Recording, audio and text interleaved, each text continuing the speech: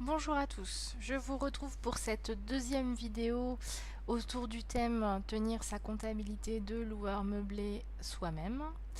On va donc sur cette deuxième vidéo faire un travail d'importation du plan de compte et également d'importation tout simplement des journaux, enfin de création des journaux. Alors, pour commencer, on va faire donc le plan de compte. Alors, mon plan de compte, je l'ai déjà sous format Excel. Donc, j'ai toute ma liste qui est déjà préparée.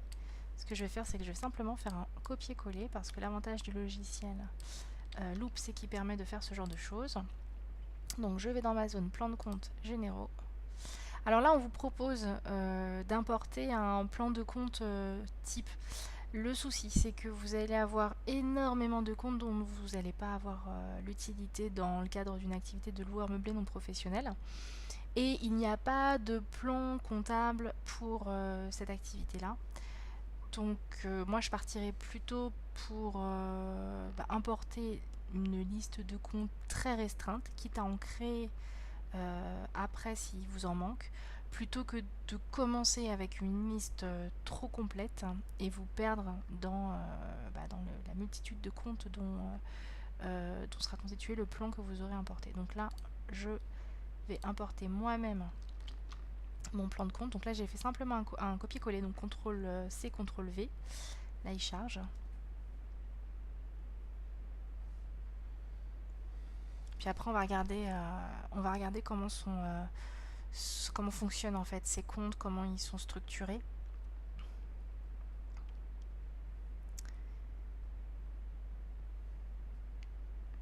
Alors, il charge, il a mis du temps pour charger.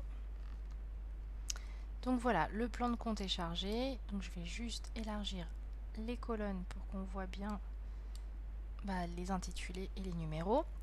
Alors, donc, encore une fois, c'est simplement un copier-coller d'un listing Excel. Si vous avez besoin de récupérer des numéros de compte ou de créer votre plan de compte, vous pouvez aller retrouver sur Internet en tapant plan comptable général. Je pense qu'on va tomber dessus. Vous pouvez récupérer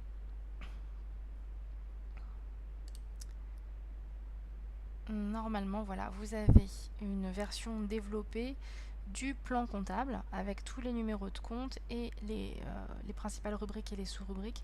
Donc voilà, vous avez, si vous avez un doute sur un numéro de compte importé d'un plan comptable que vous avez récupéré par ailleurs, vous pouvez essayer de trouver l'explication à ce niveau-là.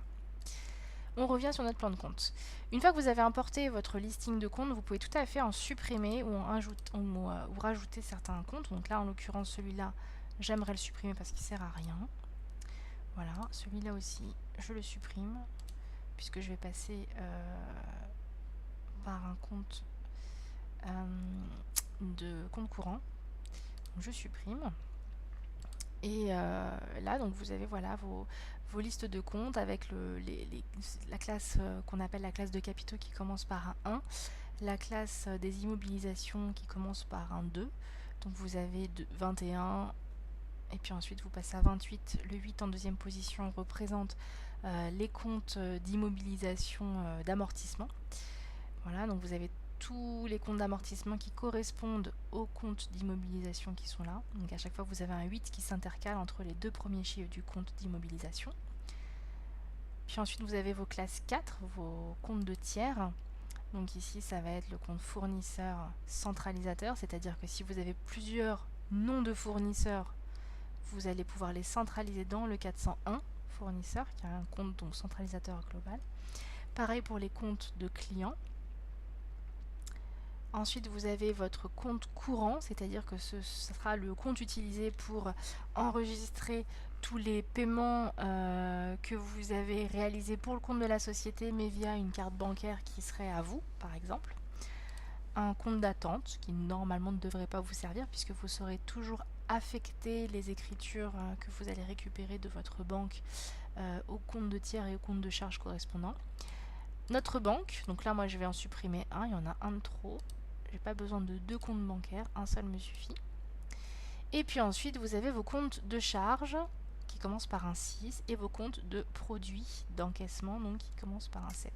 Alors en comptabilité de loueur meublé professionnel ou non professionnel d'ailleurs, vous devez tenir une comptabilité dite d'engagement, c'est-à-dire que vos écritures bancaires, on va donc les récupérer, les importer, et la contrepartie de la banque, du débit ou du crédit bancaire, ne pourra pas être directement un compte de charge ou un compte de produit.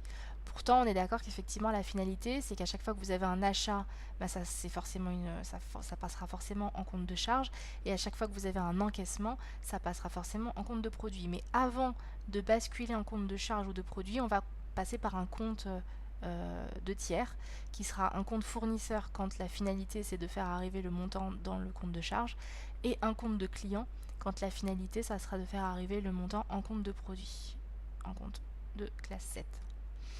Donc ici, tous vos comptes de charge, alors j'ai essayé vraiment de réduire la liste au maximum. En même temps, c'est assez représentatif du type de charge que l'on pourrait avoir en tant que loueur meublé, professionnel ou non d'ailleurs. Et puis le principal poste de la classe 7, ça va être nos loyers. Voilà pour la création du plan de compte. Si vous avez besoin d'ajouter un compte, c'est vraiment pas compliqué. Vous cliquez simplement sur ajouter, vous renseignez votre numéro. Voilà, là on va mettre produit d'entretien, je dis n'importe quoi, on n'en a pas besoin puisque j'en ai déjà un je crois. Voilà, je n'ai pas besoin. Alors un compte lettrable, ça va être un compte de tiers, c'est-à-dire que on va, quand on est dans un compte de tiers, avoir le même montant qui va apparaître en colonne débit et en colonne crédit. Je vous expliquerai ça quand on passera à la saisie des écritures. Donc pour pouvoir visualiser les écritures qui ne sont pas équilibrées à la fois colonne débit et à la fois colonne crédit, on va lettrer. Dès qu'on trouve le même montant côté débit et crédit, on lettre le montant, on lettre les montants, les deux lignes, ce qui fait que ces deux lignes n'apparaissent plus, et donc ça nous permet de voir uniquement les lignes qui ne sont pas lettrées, donc les montants qui ne sont pas équilibrés des deux côtés. Donc ici sur un compte de charge, on n'aura pas de lettrage possible, puisque théoriquement le montant ne doit apparaître qu'une seule fois dans le compte de charge. Donc il n'est pas lettrable. Par contre on pourrait éventuellement le ventiler. Si on a besoin par exemple de faire une affectation des charges par appartement, par bien. Voilà, tout simplement. Et donc le compte, on le retrouve. Donc j'enregistre mes données, oui. Ah, les modifications n'ont pas été retenues, le compte 512 est utilisé dans l'application. Ah, donc il ne veut pas me retirer le 512 parce qu'il est déjà utilisé, mais c'est pas bien grave.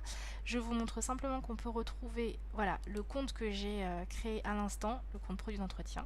Donc il a été créé aussi simplement que ça, et si on veut le supprimer, il suffit de cliquer simplement sur supprimer, je confirme, et il a disparu. Voilà. Voilà pour le plan de compte.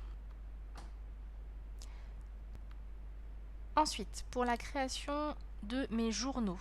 Alors, je vais aller dans plan de journaux. Alors, un journal, c'est quoi? C'est une sorte de cahier, on va dire ça comme ça, dans lequel on va répertorier toutes les écritures de même nature. Donc là, par exemple, j'ai un journal qui s'appelle le journal OD, Opérations diverses. Un journal RB qui correspond à la reprise des balances, c'est-à-dire à la reprise des soldes des comptes de l'année précédente. Ici, je suis sur la création d'un premier exercice, je ne vais donc pas reprendre de balance, je n'ai pas d'antériorité comptable. Par contre, je vais devoir rajouter des journaux, notamment le journal de banque, qui va me permettre... Alors, je vais mettre un code BQ, et là, je vais mettre l'intitulé du journal, qui va donc me permettre de saisir toutes mes écritures qui proviennent tout simplement de mon relevé bancaire. Ici, je peux mettre une contrepartie, ça va être mon 512.1. Ça va être mon compte de banque. La contrepartie de toutes mes écritures va forcément se retrouver dans ce compte-là.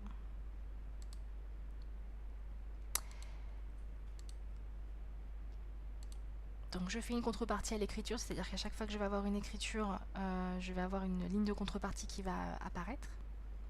Et je valide. Voilà, donc mon journal est créé. Je veux rajouter un autre journal, par exemple le journal des achats. Donc on peut faire par exemple HA aussi, ça peut être pas mal. Moi j'écris ça toujours comme ça, achat. Donc ici vous avez le type achat. Et puis voilà. Alors je peux pas mettre de contrepartie sur un journal d'achat parce que par définition les charges sont différentes à chaque fois qu'on fait une écriture et le compte de tiers aussi peut être différent à chaque fois. Et ensuite je vais peut-être saisir... non, ça suffira. Je pense pas avoir besoin d'autre chose, si éventuellement du journal de vente. Encore que, mais enfin on va le faire. Hop, le type ici. Et voilà. Voilà, mes journaux sont créés. Donc dans une vidéo à venir, je vais vous montrer comment importer vos écritures bancaires et puis ensuite comment les ventiler dans les différents comptes. Merci beaucoup pour votre attention et à bientôt.